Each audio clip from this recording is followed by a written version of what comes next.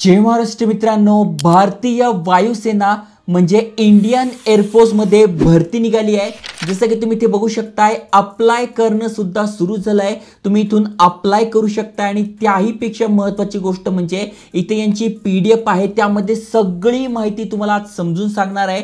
काय काय eligibility criteria आहे, कोण कोण अप्लाय करू शकताय। खासियत याची अशी की 4000 पर्यंत इथे जागा असणार आहे। महत्त्वाचं म्हणजे तुम्ही 12वी पास आहात, तुम्ही अप्लाय करू शकताय। डिटेल मध्ये समजून सांगतोय कोण कोण अप्लाय करू शकताय, एज्युकेशन क्वालिफिकेशन काय पाहिजे, हाईट किती पाहिजे, एग्जाम कशी होणार आहे, अप्लाय कसं करायचं। त्यामुळे व्हिडिओ पूर्ण बघा। चॅनल नवीन आला असाल, आयकॉनिक मराठी चॅनल सबस्क्राइब केलं नसेल तर करून ठेवा। चला तर बघूया डिटेल मध्ये।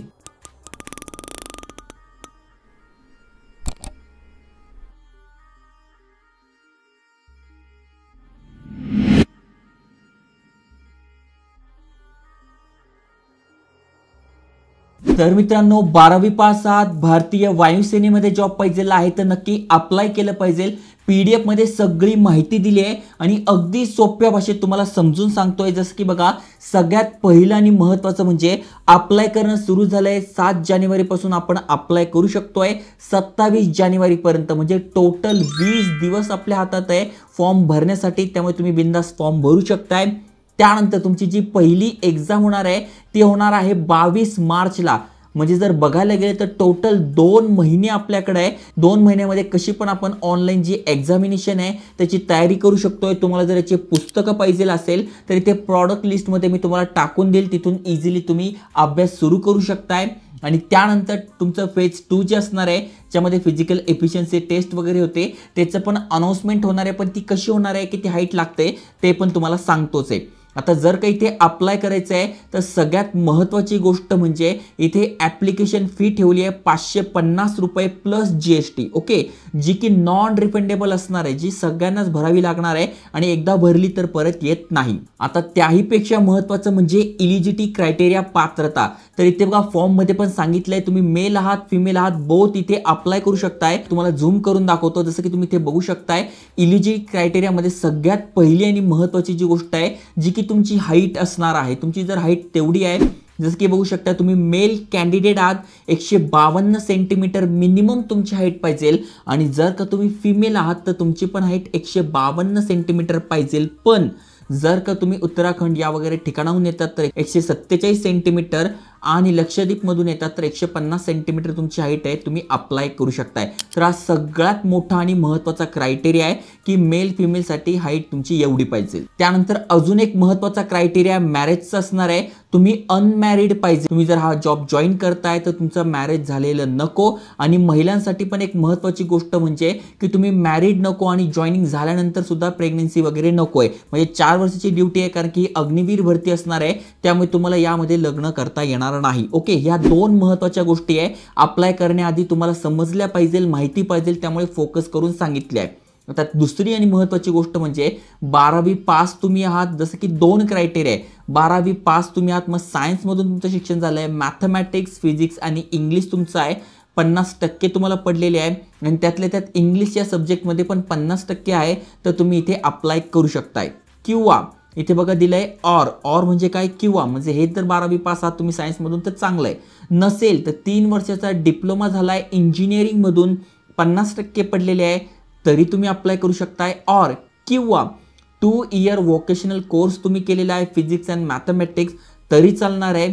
आणि ज्यांचं सायन्सने झालं त्यांना पण संधी देण्यात आली आहे। जसं की तुम्ही इथे 12वी पास आहात इन एनी स्ट्रीम, म्हणजे आर्ट्स मधून झालंय, कॉमर्स मधून झालंय किंवा कुठल्याही स्ट्रीम मधून तुम्ही 12वी पास झालेला आहात, 50% तुम्हाला पडले आहे आणि इंग्लिश सब्जेक्ट पण तुमचा होता ज्यामध्ये 50% तुम्हाला पडले आहे, तुम्ही इथे अप्लाय करू शकणार आहात। किंवा 2 वर्षाचा वोकेशनल कोर्स तुम्ही केला आहे, 50% तुम्हाला पडले आहेत, तरी तुम्ही इथे अप्लाय करू शकता। म्हणजे बघायला गेलं तर सगळ्यांसाठी इथे चांगली संधी आहे, त्यामुळे जे जे एलिजिबल आहेत त्यांच्यासोबत नक्की तुम्ही शेअर करू शकताय। आता अजून महत्त्वाची गोष्ट म्हणजे एज लिमिट, जी की जानेवारी 1, 2005 ते जुलै 1, 2008 या दरम्यान तुमचा जन्म झालेला आहे, म्हणजे तुमचं जास्तीत जास्त वय 21 आहे, तुम्ही इथे अप्लाय करू शकणार आहात। या 2 तारखांमध्ये तुमचा जन्म झालेला पाहिजे तर तुम्ही इथे एलिजिबल आहात, ओके।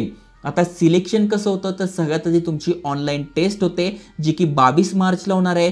60 मिनिटाची तुमची ही एक्झाम असते ज्यामध्ये फिजिक्स, मॅथमॅटिक्स आणि इंग्लिश हे सायन्सचे सब्जेक्ट असतात. आणि अदर दॅन सायन्स जे सब्जेक्ट आहे ते बघू शकताय 45 मिनिटाची असणार आहे. English, reasoning and general awareness. Okay, science plus other than science subject 85 मिनिटं तुम्हाला मिळणार आहे. त्यानंतर ही ऑनलाईन टेस्ट जर तुम्ही पास केली, याचे बुक मी तुम्हाला प्रॉडक्ट लिस्टमध्ये टाकून दिले आहे. त्यानंतर तुमची फिजिकल इफिशियन्सी टेस्ट होते ज्यामध्ये 1.6 किलोमीटर तुम्हाला 7 मिनिटामध्ये पळायचं आहे, ज्यामध्ये 10 पुशअप्स, 10 सिटअप्स आणि 20 स्क्वॉट्स याची तयारी तुम्हाला आत्तापासूनच करायची आहे. त्यानंतर फिमेल तुम्ही आहात तर तुम्हाला पण 1.6 किलोमीटर पळायचं आहे. मुलांना 7 मिनिटात, मुलींना 8 मिनिटात. तुम्हाला पण 10 सिटअप्स आणि 15 स्क्वॉट्स आहे.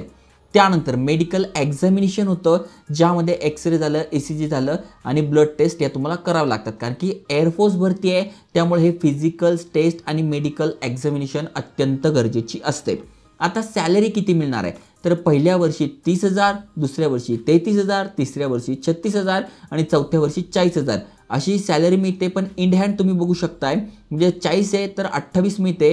त्यामध्ये तुमचं इथे बघा कॉन्ट्रीब्युशन वगैरे होतं आणि तुमचं 4 वर्ष जेव्हा तुमची सेवा संपते तेव्हा तुम्हाला 10.4 लाख रुपये ते सेवा निधी पॅकेज मिळतो. एक चांगली गोष्ट अशी पण आहे की 4 वर्ष देशाची सेवा करायला मिळते. जर तुमचं ड्रीम असेल एअरफोर्समध्ये जायचं तर ते पूर्ण करायला मिळतं. त्यानंतर तुम्हाला हे जे पैसे मिळतात त्या पैशानंतर तुम्ही एखादा बिझनेस सुरू करू शकताय किंवा एक चांगलं कार्य करू शकताय. त्यामुळे जे एलिजिबल आहे नक्की त्यांनी अप्लाय केलं पाहिजे. आता इथे बघू शकताय एक्झाम पॅटर्न कसं असणार आहे तर सायन्सचे जे सब्जेक्ट आहे फिजिक्स, मॅथमॅटिक्स आणि इंग्लिश असणार आहे. अदरचे जे आहे ते इंग्लिश, रेझोनिंग आणि जनरल अवेअरनेस असणार आहे. बोथ सायन्स आणि अदर स्ट्रीम 85 मिनिटं तुम्हाला मिळणार आहे. ओके, आता अप्लाय कसं करायचं तर ही वेबसाईट आहे, यावरून आपण अप्लाय करणार आहोत. अगदी सोपं आहे. तुम्हाला तुमचा ईमेल ॲड्रेस, पासवर्ड टाकून हा कॅप्चा इथे भरून इथे रजिस्टर करून घ्यायचं आहे. जर ऑलरेडी अकाउंट असेल तुमचं तर तुम्ही लॉग इन करू शकताय.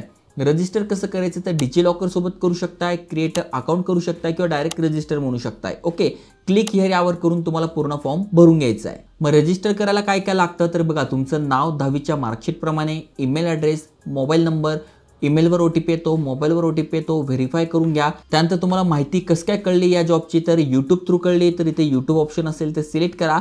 नाही तर तुम्ही इंस्टाग्राम टाकू शकताय किंवा न्यूजपेपर जिथूनही कळली ते टाकू शकताय. कॅप्चा टाकून तुम्हाला इथे अकाउंट क्रिएट म्हणजे रजिस्टर करून घ्यायचं आहे. रजिस्टर केल्यानंतर लॉग इन म्हणायचं आहे आणि लॉग इन करून तुम्हाला तुमचा फॉर्म भरून घ्यायचा आहे. तर अशा प्रकारे तुम्ही अप्लाय करू शकताय. चांगली भरती आहे. इंडियन एअरफोर्समध्ये ज्यांचं जॉब मिळवण्याचं स्वप्न आहे नक्की त्यांच्यासोबत शेअर करा आणि असे भरपूर सारे जॉब अपडेट आणतोय मित्रांसोबत शेअर करा.